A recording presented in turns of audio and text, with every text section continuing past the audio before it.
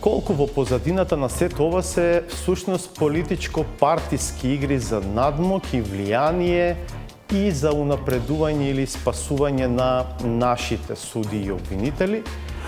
Станува збор пред се за групации за кои што има индиции дека се поврзани со партиите на власт пред се во овој момент.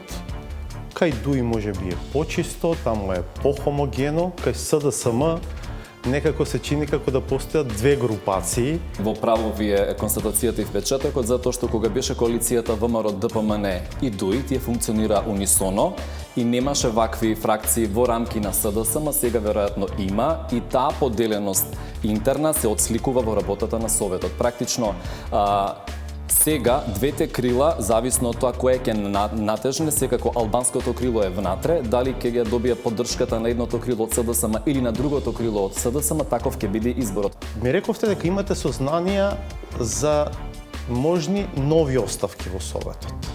Така, очекуваме и се надеваме дека ќе има нови оставки, зашто тоа е единствениот начин судството во целина сега како што го имаме да излезе од оваа ситуација, од ова се она што се случува.